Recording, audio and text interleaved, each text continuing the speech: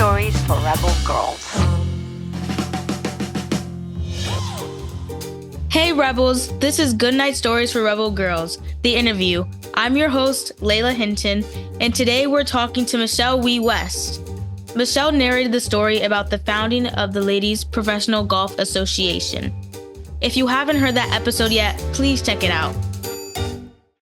Hi Michelle, it's so great to have you here today. Could you please introduce yourself to our listeners? Hi guys, I'm Michelle Wie West. I'm a professional golfer, also a mom. Excited to chat with you guys today. Thank you so much, Michelle. Can you tell us about a happy memory you have from growing up in Hawaii? I have so many happy memories growing up in Hawaii.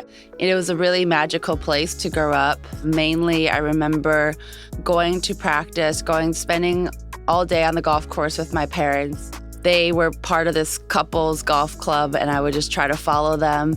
They would pack musubis, and we would have lunch kind of by the putting green, and it was just a really fun time. I also remember, hanging out with my friends, going to the beach, eating shave ice, and all the yummy foods. Thank you for sharing that wonderful memory with us. How did you become interested in golf? I became interested in golf because my parents played golf, and I just wanted to hang out with them, so I wanted to do everything that they were doing. I played a lot of different other sports as well. I played baseball, I swam, I did gymnastics, I played a lot of tennis. But golf was just something that I felt like I can do with my parents and spend time with them. So I just naturally gravitated towards that. Wow, I love that. That is very sweet and heartwarming as well. And also, what made you decide that you wanted to play professionally? I knew I wanted to play professionally when I felt like I was really good at golf and I liked being good at golf. I also remember vividly watching the 1998 US Women's Open. Sari Pak won it, first South Korean to ever win it. And I remember watching someone that looked like me, someone that was of my heritage, on the screen hoisting a trophy. And that really ingrained it in my mind that I can do that. So representation is extremely important to me. I think it's very important to have role models on the screen, on the course, on the court, someone that looks like you. That's such an inspiring story. And as a professional golfer, what do you think is the most challenging thing about professional golf? Everything. Everything is challenging in professional golf. The travel is hard, the practice is hard, the competition is hard, but it's a beautiful game. You have to learn to enjoy the challenges, enjoy the ups and downs, and almost enjoy the problem solving, because golf is one of those things where one day it could feel so easy, and then one day you feel like you've lost it all. So there's a lot of problem solving involved, and you just have to learn to love the challenge of all of it. And any professional sport is not as glamorous as it looks, but the highs are extremely high, and there's really no other thing that can replace that. How are you able to deal with those challenges when you're playing in a tournament?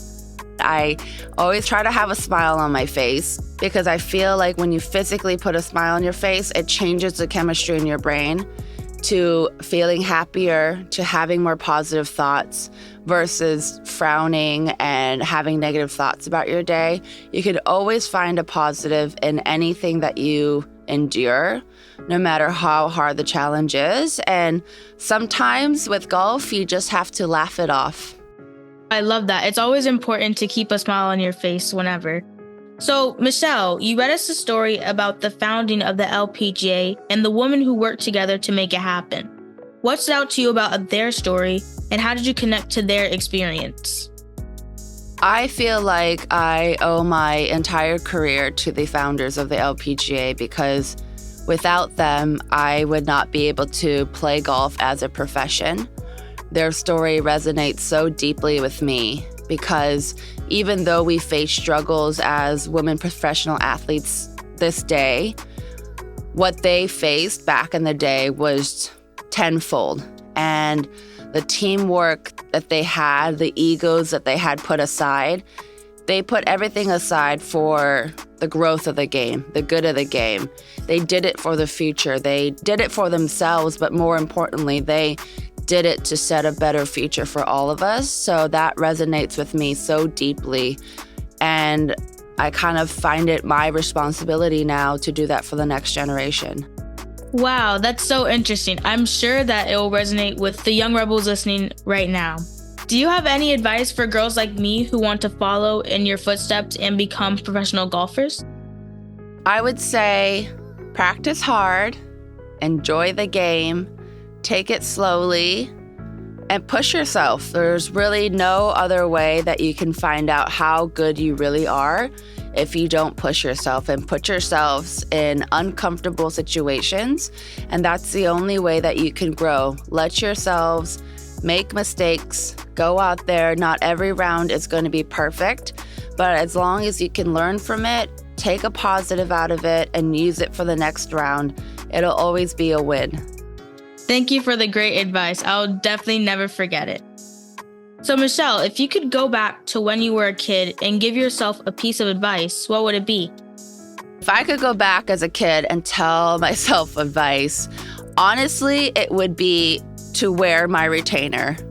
I had braces for 3 years and the orthodontist said, wear your retainer or your teeth will go back. And I didn't listen. And my teeth are crooked again. So all you kids listening out there that just got braces done, wear your retainer. Your teeth will move back and you will have to get braces again. Wear it. Wow, I love that. I really need to start telling myself that advice more often. Lastly, when you're not on the green, what do you like to do for fun? I love to walk my dogs, hang out with my daughter. I'm a big foodie. And I like hanging out with my family and my friends. I love to hang out with my family and friends as well. It's nice to have a balance between golf and other outside activities. Thank you so much for joining us today. Thank you. Good luck with everything. Thank you. And thank you for listening. Keep sharing your stories, Rebels.